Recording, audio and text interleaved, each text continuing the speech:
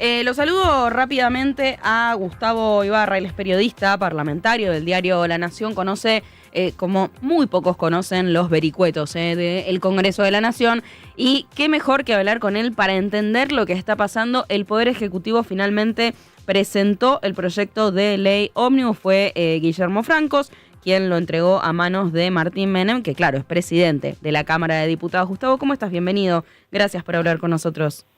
¿Qué tal, Agustina? Buenas tardes. Un gusto. Un gusto. A ver, lo estábamos repasando, son más de 600 artículos, hay mucha letra chica para leer todavía, porque esto está recién salido del horno, pero ¿qué podés comentarnos, a ver, a grandes rasgos, de lo que implica, ¿no?, este proyecto de ley ómnibus que acaba de presentar el Poder Ejecutivo? ¿En qué plazos podemos concebir también que comience a tratarse en el Congreso? Mira, a priori es un proyecto bastante complejo en el sentido de que abarca tantas áreas que va a demandar un debate muy extenso. Claro. Ustedes calculen que en diputados no existe el concepto de plenario, es decir, reunir varias comisiones al mismo tiempo, con lo cual tiene que pasar por cada una de las comisiones a las que vaya a ser girado este proyecto y ser discutido en cada una, Claro. emitir dictamen y pasar a la siguiente. Hasta ahora, por lo que se dice en la Cámara de Diputados, Martín Menem, el presidente, le estaría ordenando el giro a solo 4 comisiones, pero el proyecto es tan abarcativo que seguramente van a pedir ampliación de giro, Claro. Varios bloques, y esto va a llevar un debate bastante extenso. Un buen tiempo. ¿Te parece si empezamos a repasar algunos de los principales puntos? Reitero, son más de 600 artículos. Obviamente todavía hay mucho para leer respecto a la letra chica, sobre todo porque además las materias que abarca el proyecto implica materia económica, financiera, social, fiscal, previsional, etcétera. Hay mucho para hablar, pero repasemos un poquito por lo menos los principales temas que podemos decir a la gente que nos está escuchando del otro lado. Bueno, esto si se aprueba, tenerlo en cuenta, te puede llegar a impactar directamente en tu vida cotidiana. Hay una reforma, por ejemplo, en lo que tiene que ver con la ley de movilidad jubilatoria, propone la suspensión de la ley actual aprobada durante 2020. ¿Qué información tenés? Sí, establece justamente elimina la fórmula de actualización de movilidad jubilatoria y establece a priori lo que se había trascendido del gobierno, que mientras se elabore un nuevo índice o una nueva fórmula, el Ejecutivo brindaría los ajustes mediante decreto. Destaca el proyecto teniendo en cuenta la situación de de la franja más vulnerable del sector pasivo.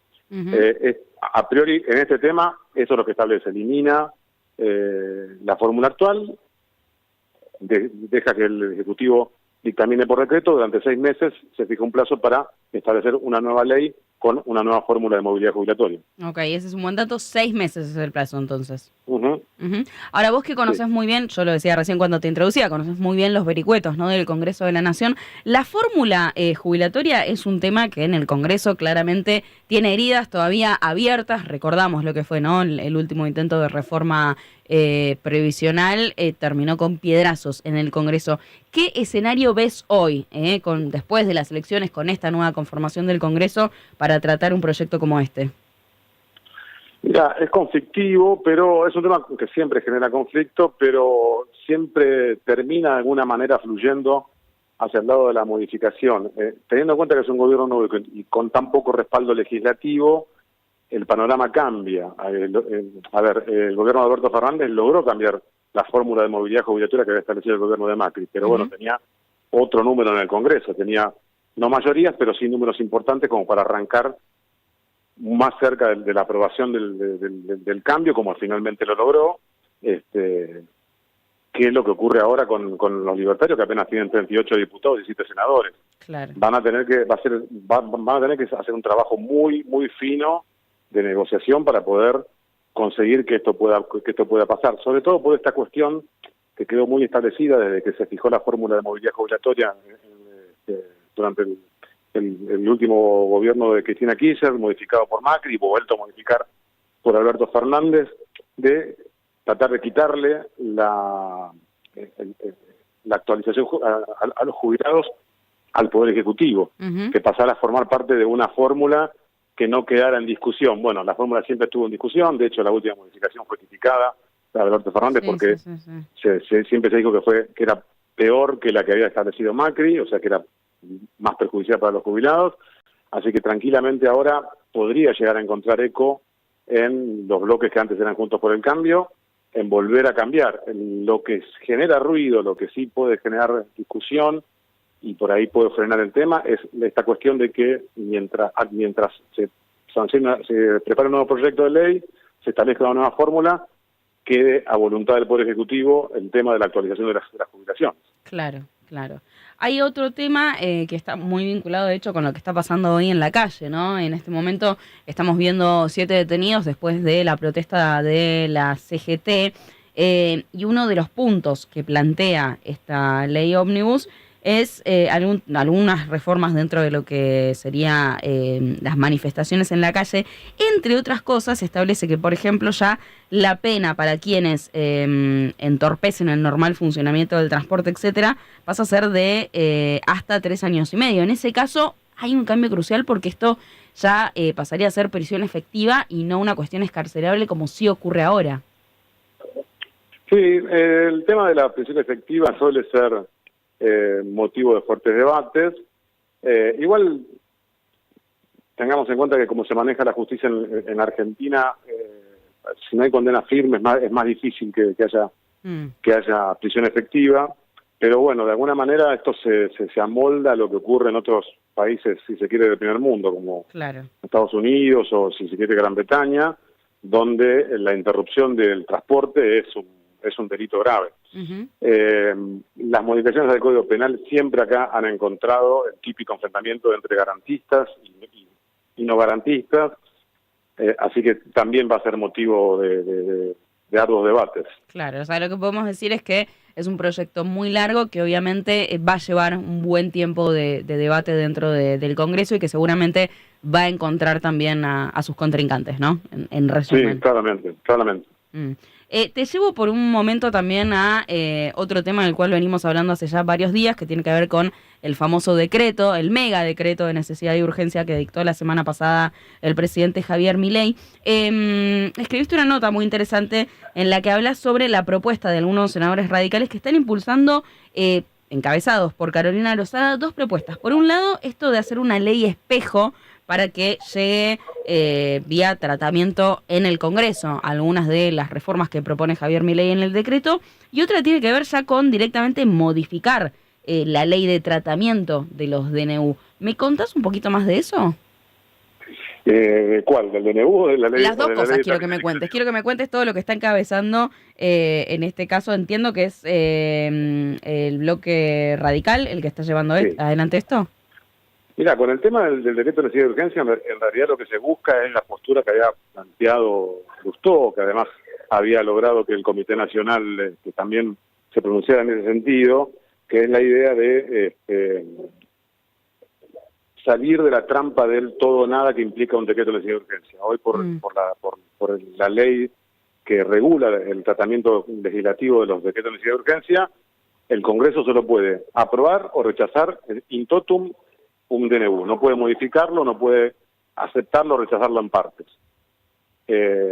Al hacer una ley de espejo, lo que se busca es que se pueda desmenuzar, al tener un proyecto de ley, se pueda desmenuzar este decreto, tratarlo por artículo, y en el caso de aquellos que no tengan la mayoría o el consenso parlamentario para convertirse en ley, obviamente no pasarán, y aquellos que sí, porque lo han dicho varios bloques, sobre todo los bloques de la oposición que no son del kirchnerismo, que planteó una oposición cerrada de entrada, en los otros bloques hay un clima de decir, hay algunas cuestiones en el decreto de necesidad de urgencia que son muy interesantes y muy positivas, y hay otras que son claramente inconstitucionales y que no podrían pasar. Bueno, con la conversión en un proyecto de ley del decreto de necesidad de urgencia, lo que se puede hacer es que estas cuestiones que son inconstitucionales o que no tienen consenso puedan ser eliminadas. El único problema con esta cuestión es que para tratar ese proyecto de ley debería ser habilitado por el Poder Ejecutivo su tratamiento de manera explícita, porque estamos en sesiones extraordinarias